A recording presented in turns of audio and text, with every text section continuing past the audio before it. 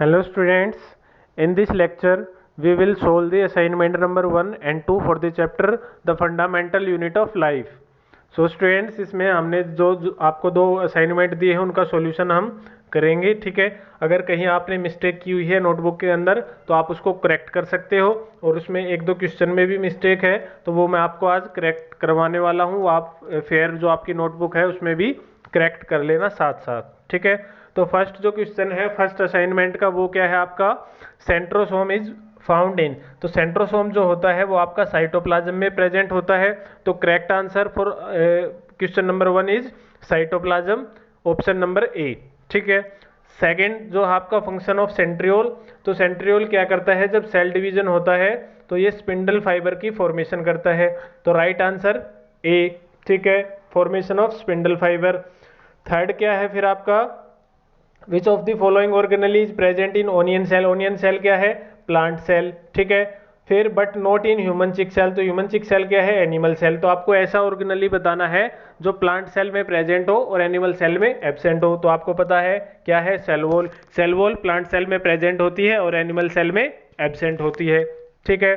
फिर chromosome are made up of nucleic acid and protein, ठीक है। क्रोमोजोम के अंदर दो प्रेजेंट होते हैं, एक तो आपका न्यूक्लिक एसिड होता है मीन्स डीएनए होता है, ठीक है, और क्या होता है आपका प्रोटीन, कौन सा प्रोटीन, हिस्टोन प्रोटीन, ठीक है। तो इसका करेक्ट आंसर क्या हो जाएगा, प्रोटीन, ऑप्शन नंबर बी, ठीक है। फंक्शन ऑफ राइबोसोम, राइबोसोम को हम प्रोटीन फैक्ट्री बोलते हैं, तो इसका राइट आंसर प्रोटीन सिंथेसिस, ठीक है, ऑप्शन नंबर सी, ठीक है।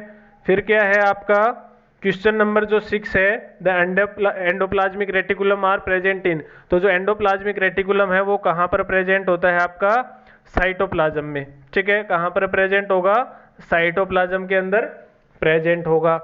फिर है आपका 7 number question, if cell placed in hypertonic solution, इसके साथ क्या होगा सेल के, सेल विल श्रिंक। हमें पता है हाइपरटोनिक सॉल्यूशन में रखने पर क्या होती है, सेल श्रिंक हो जाएगी, और हाइपोटोनिक में रखते हैं तो वो स्वेलअप हो जाएगी, ठीक है।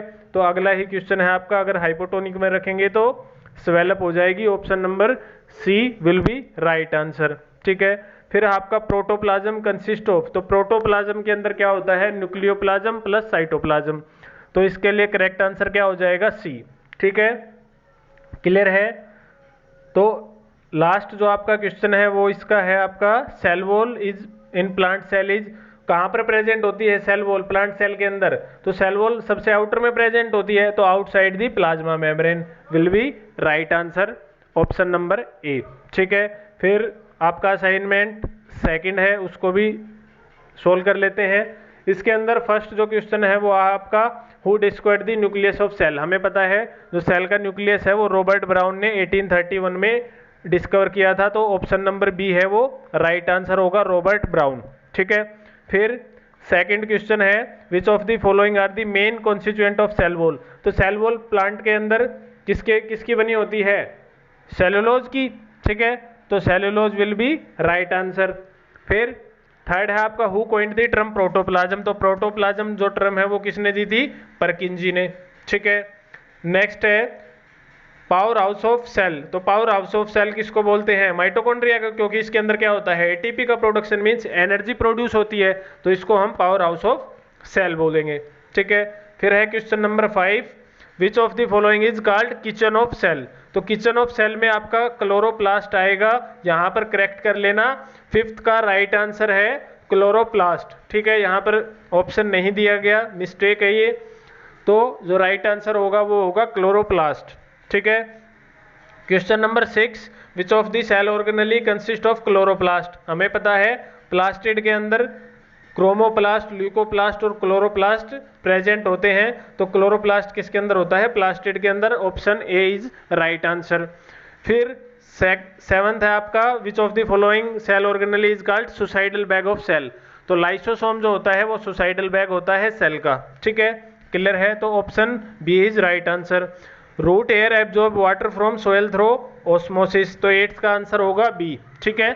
ऑस्मोसिस से होता है मोस्टली जो आपका वाटर का एब्जॉर्प्शन होता है, थोड़ा बहुत वो डिफ्यूजन से भी होता है, लेकिन हमें एक को चूज करना पड़े तो we will choose the osmosis, osmosis is the right answer for question number 8, ठीक है।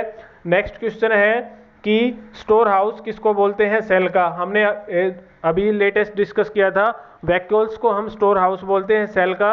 वैक्यूल इसके अंदर नहीं दे रखा, तो आप इसका राइट आंसर लिख लेना VACUOLES, वैक्यूल्स। तो इसका राइट आंसर क्या हो जाएगा, वैक्यूल्स। ठीक है।